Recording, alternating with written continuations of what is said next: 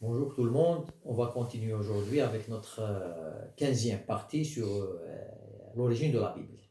On a vu dans les parties précédentes le rôle de la critique dans la compréhension du texte biblique. Car la critique ici, comme je dis et je le répète toujours, c'est pas dans son sens négatif, au contraire, elle a un sens positif. Ça veut dire, c'est des méthodes scientifiques qu'on utilise, la philologie, l'histoire, l'archéologie, les religions comparées, et la linguistique, et l'histoire du peuple ancien, l'histoire des civilisations anciennes. Tout ça nous aide à comprendre qu'est-ce que la Bible et comment elle a été écrite, et qui l'a écrit, quand, comment, pourquoi, et comment elle a été transmise et quel est le support utilisé. Et aujourd'hui, avant de finir, on va parler des langues. Des langues qui ont été le vecteur de transmission de cette Bible. Mais avant cela, on va continuer, je vais dire quelques mots sur pour finir avec l'aspect de rédaction et de la critique. Cet aspect, qui est le dernier venu dans la critique historique, cherche à valoriser le texte, considéré dans sa composition finale. Ça veut dire le texte aujourd'hui qu'on a, c'est un texte qui a une certaine valeur historique et religieuse qu'on peut exploiter. Ce faisant, c'est bien la théologie de l'auteur, de tel auteur. Ça veut dire l'auteur qui a écrit le texte. Par exemple, pour les évangiles, il y a la théologie de Matthieu. Pour le texte de Marc, c'est la théologie de Marc, et celui de Jean, c'est la théologie de Jean, malgré qu'on ne connaît pas vraiment les auteurs de ces livres-là, que l'on veut saisir et mettre en perspective. Pourquoi? Parce que ces livres-là, historiquement parlant, on ne connaît pas leur origine, ni la date de leur rédaction, ni le lieu de leur rédaction, ni les communautés qui les adoptaient.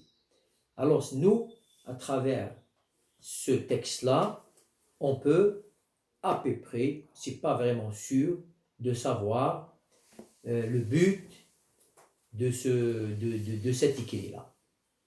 Alors, toutes ces informations, tous ces questionnements, cette curiosité scientifique est résolue par des méthodes scientifiques que les savants, les spécialistes de la Bible, nous donnent à travers leur travail très profond. Alors, parmi comme on a parlé ces méthodes-là, la linguistique, on doit savoir comment la Bible a été transmise et dans quelle langue. On sait bien que la Bible, c'est un livre très ancien. Si on va voir les tablettes de Moïse, il remonte à, si on va dire d'aujourd'hui, 20 siècles plus 15, ça veut dire 35 siècles. Alors, on se pose la question, en quelle langue ont été écrites les tablettes de Moïse? Et comment les gens pouvaient les lire? Est-ce que tout le monde pouvait les lire ou seulement c'est une caste? C'était limité à un certain caste qui pouvait vraiment lire ces tablettes-là. Les savants ne savent pas vraiment en quelle langue les tablettes étaient écrites. Certains ont dit c'est la langue proto-sinaïque, car on sait bien que le peuple d'Israël qui vivait en Palestine, c'est toute l'histoire qui était un peu compliquée, un peu longue, c'est après la sécheresse qui s'est abattue en Égypte de 7 ans, puis l'histoire de Joseph avec ses frères qui ont immigré à cause de la famine. Le peuple d'Israël s'est installé en Égypte.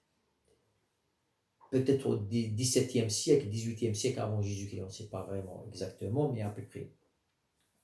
Ce peuple-là a vécu en Égypte pendant entre 3 à 4, 5 siècles. Même ça, il n'y a pas vraiment de date fixe selon le récit biblique. Alors sûrement, en plus de ça, la Bible nous dit qu'ils étaient seulement 70 ou 72 ou 73. 73 personnes qui ont vécu pendant des siècles ont donné naissance à un peuple qui se comptait par milliers. Exactement, on ne sait pas combien, mais cette petite famille de 70 personnes est devenue, après des siècles, c'est des milliers de personnes. Sûrement, ils parlaient la langue égyptienne. Alors Moïse, pendant sa fuite, comme vous connaissez l'histoire, il a fui l'Égypte, il est allé vivre au sud de la Jordanie, Médiane. Il a vécu là-bas pendant 10 ans. Et pendant cette fuite-là, il a vu le feu ardent, l'histoire du feu ardent, puis Dieu lui est apparu, on ne sait pas comment, il a parlé avec Dieu, et puis il y avait cette révélation-là. Maintenant, en quelle langue?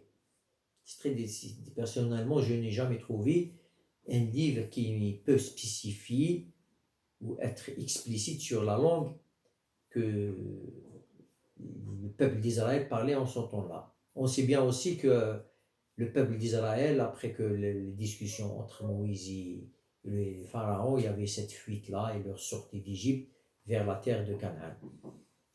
Alors ils se sont installés là-bas.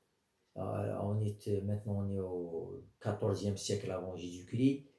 Alors leur installation, ils vivaient sous forme de nomades. D'ailleurs, ils ont vécu 40 ans. Ils se sont perdus dans le désert du Sinaï, puis à leur traversée, ils sont entrés en Jordanie, puis la Palestine d'aujourd'hui, le sud du Liban, toute cette région-là. Alors le peuple d'Israël, il a adopté la langue de Canaan.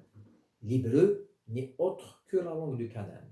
Beaucoup de gens pensent que les Juifs ont une langue spécifique à eux. Ils n'ont pas de langue spécifique à eux. La langue que les Juifs ou les Israéliens parlaient s'appelait eux-mêmes dans la Bible, on trouve que c'était la langue de Canaan. Les Canaaniens avaient une langue, c'était un peuple, très grand peuple, comparé au peuple d'Israël qui était un peu plus petit. Alors les Israéliens ont adopté cette langue-là. Alors ils parlaient cette langue-là. Et la Bible fut écrite en cette langue-là. Maintenant, quand est-ce qu'elle a été écrite?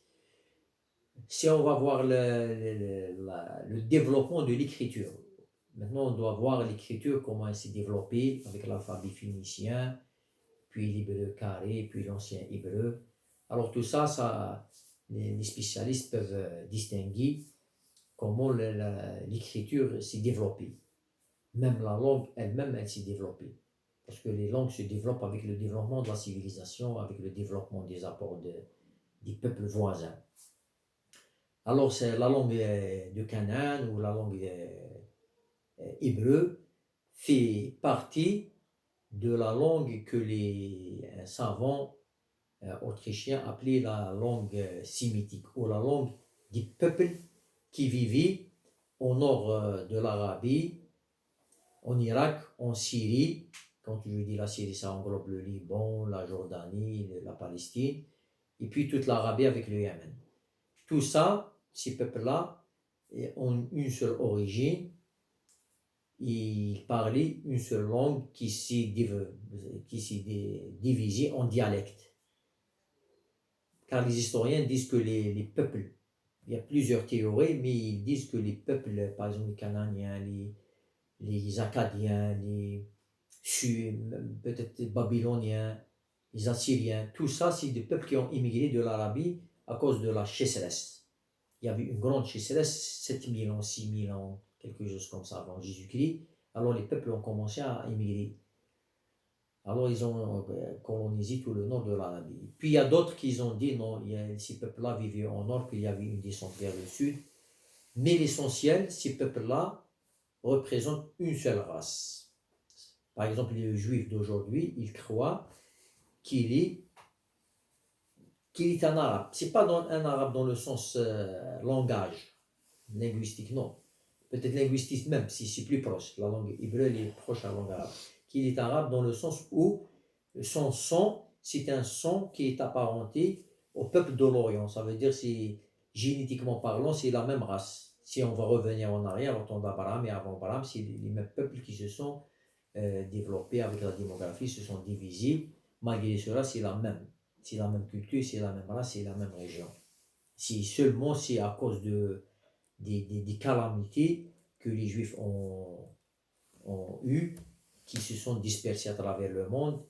Et puis il y a même des peuples qui se sont judaïsés, comme les Khazars en Russie du Sud, l'Ukraine, et ces gens-là, et un peu d'Européens, un peu de Berbères, un peu d'Égyptiens, un peu de Perses, mais en général, les Juifs, ils devraient être, euh, ils représentent leur origine qui est entre l'Irak et la Palestine. C'est ça le peuple d'Israël, c'est cette région-là. Ils sont issus de là-bas, c'est ça leur berceau. Alors leur race et leur origine, leur culture, elle est orientale à 100% et par excellence. Maintenant, cette langue-là, les scientifiques l'ont bien spécifiée et on a dit même que la langue hébreu, cette langue biblique, elle contient seulement 8000 mots. Ce n'est pas une langue riche, il n'y a pas de richesse dans cette langue-là. C'est une langue vraiment religieuse et elle est peut-être poussée, les gens qui s'intéressent à l'apprendre, elle devrait être facile parce que 8000 mots, c'est pas beaucoup.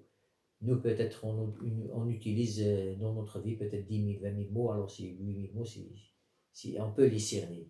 Surtout en sachant que certains mots peuvent se répéter ou être plus proches, alors l'apprentissage de cette langue-là peut être, euh, accessible.